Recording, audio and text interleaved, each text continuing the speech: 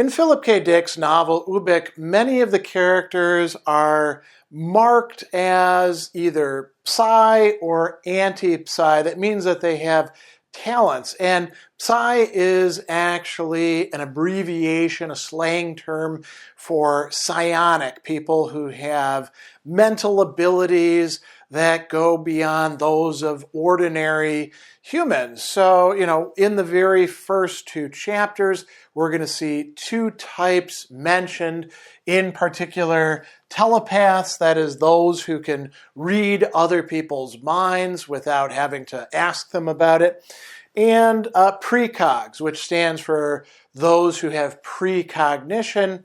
They can see the future, or rather the futures ahead, and select which one is actually going to be the case.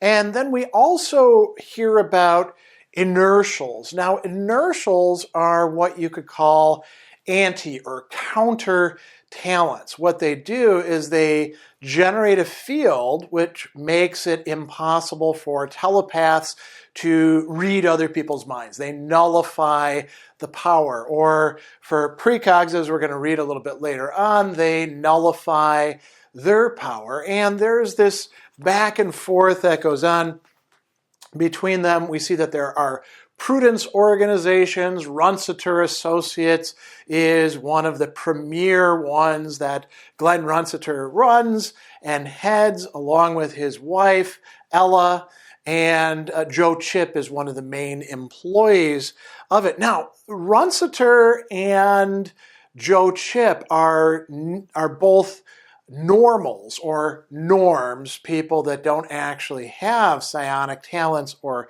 anti-talents. And, we read in chapter 1 about these advertisements for the various anti-psi prudence establishments that say, defend your privacy from all media. Is a stranger tuning in on you? Are you really alone? That for the telepaths. And then the queasy worry about precogs. Are your actions being predicted by someone you never met, someone you would not want to meet or invite into your home, right? And the prudence organizations have inertials to help counteract this sort of stuff. We see Herbert von Vogelsang saying that to himself, we had these problems with telepaths coming in and infiltrating our organization, right? In chapter 2, we're going to see this coming up again as well. They're concerned with figuring out where this top telepath, S. Dole Melipone, has gone to. And Runciter is talking with his wife, Ella, who is in a kind of cold pack suspended animation. And she's been out of circulation for a while, and Glen Runciter is telling her about the situation they're in, and she asks, are they all telepaths? And he says, telepaths and precogs mostly, right? So they're trying to figure out where all these psionic talents have gone, and you get the impression that telepaths and precogs are sort of the more commonplace talents that they have to be concerned with. Now, Joe Chip is going to come in, as is Pat Conley, in chapter 3 of the work, and we're going to get a very interesting, though rather short, we could call it discourse. It's kind of an info dump through the eyes and discourse and mind of a particular character who is explaining a certain point of view. So I'm going to read this. Pat Conley says, my talent seems to be a negative one. I don't do anything. I don't move objects or turn stones into bread or give birth without impregnation or reverse the illness process in sick people or read minds or look into the future. Not even common talents like that. I just negate someone else's ability. It seems, she says, stultifying. And then Joe says, oh no, it is great. He says, as a survival factor for the human race, it's as useful as the psi talents, especially for us norms. The anti-psi factor is a natural restoration of ecological balance. One insect learns to fly, so another learns to build a web to trap him. Is that the same as no flight? Good question there. Clams developed hard shells to protect them. Therefore, birds learn to fly the clam up high in the air and drop them on a rock. In a sense, you're a life form, as an anti-psi, right? Preying on the psis. And the psis are life forms that prey upon the norms. So that makes you a friend of the norm class, balance the full circle predator and prey. And he says, it appears to be an eternal system, and frankly, I don't see how it can be improved. So what he's saying is that within a particular species, the human race, we have these developments of new talents, which may have been there for a while, but now they're actually being harnessed in intelligent ways, and they're in kind of an arms race back and forth. And this is what allows the norms to be confident that the psis are not just going to take over everything. The fact that there's a counter to them. So that's a very important discourse. Coming back to Patricia Conley. So he's introduced to her, right? Ashwood brings her in. Ashwood is kind of a scout, and Joe Chip is a tester. He's one of the best. He can figure out what somebody's capacities actually are. And there's another wrinkle as well with Patricia Conley, which is that her parents are both precogs who work for what we think to be, at least at this point, the main antagonist, Ray Hollis, and his organization of various psionic talent that are used for different things. And so, she's going to get tested by him.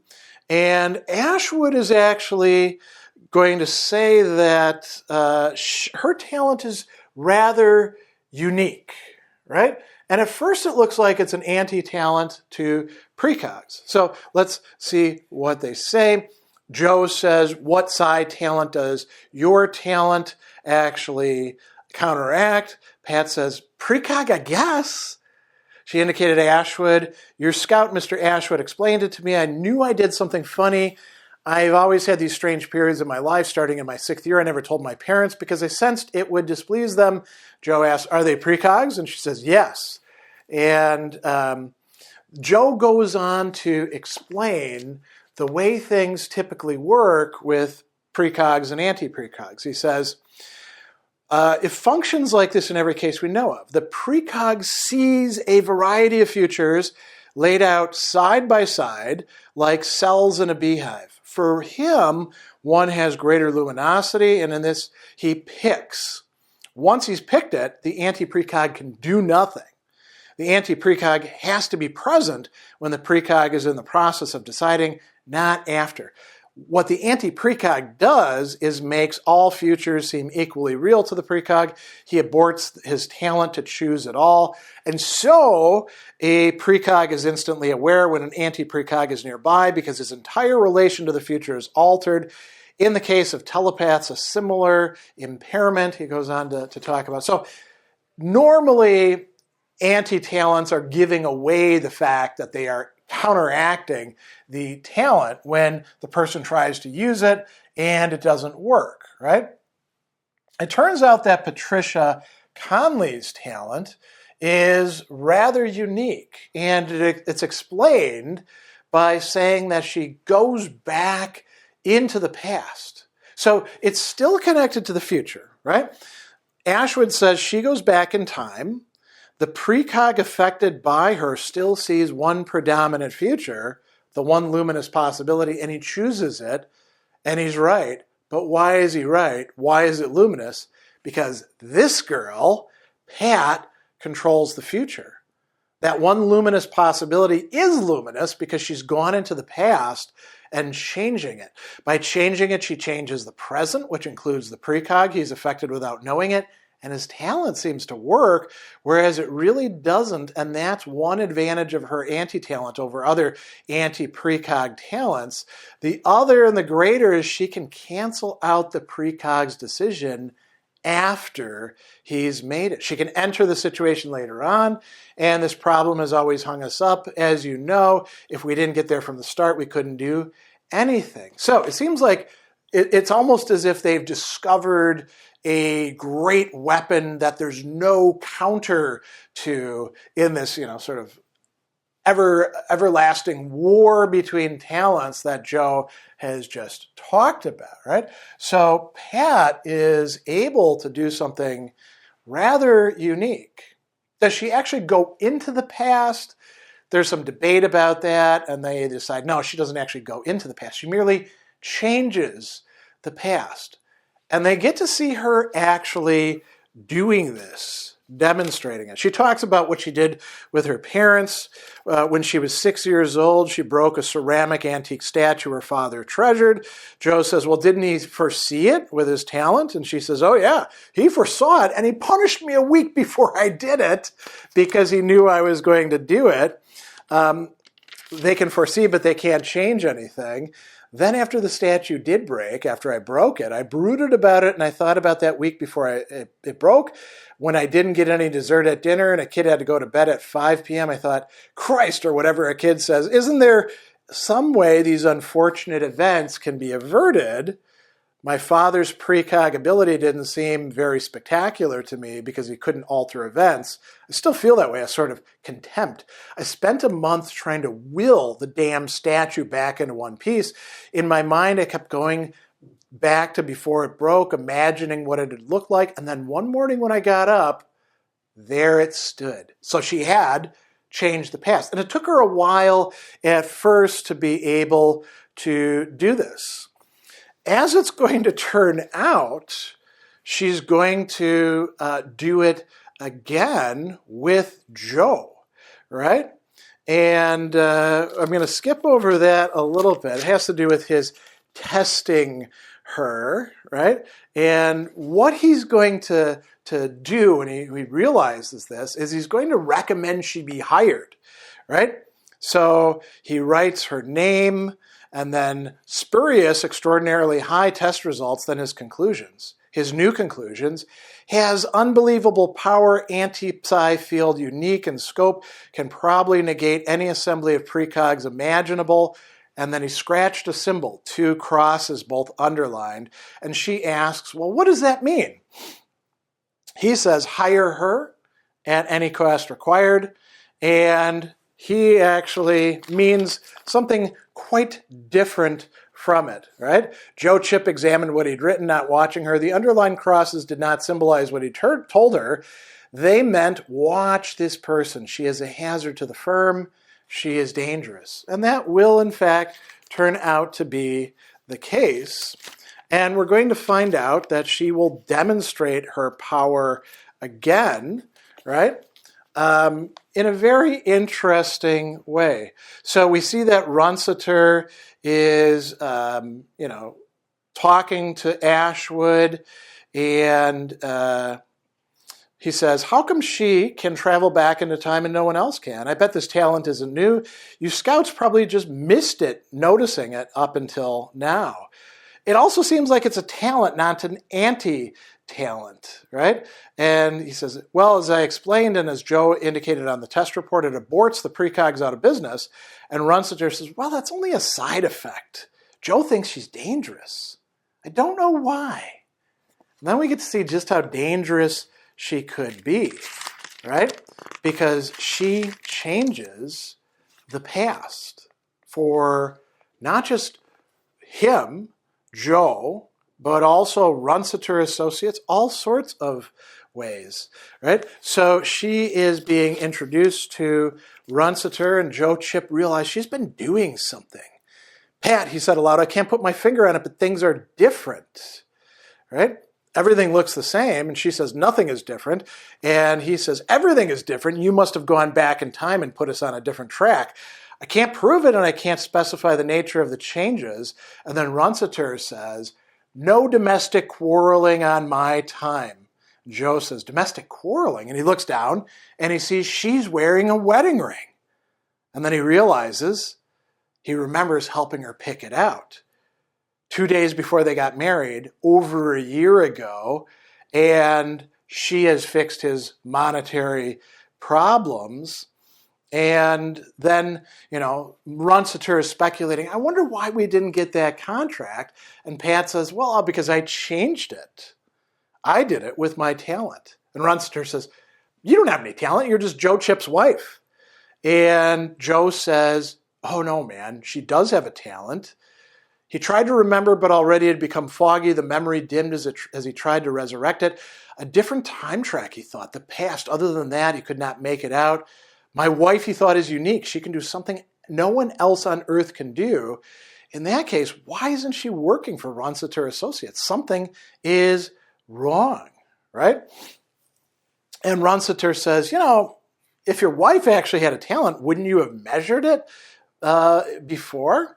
And they come to realize he did. They bring up her file with the 2 crosses on it and Joe's description of it. So we get to see one of these, is it a talent, is it an anti-talent, at work in the first few chapters, in chapter 3 and 5.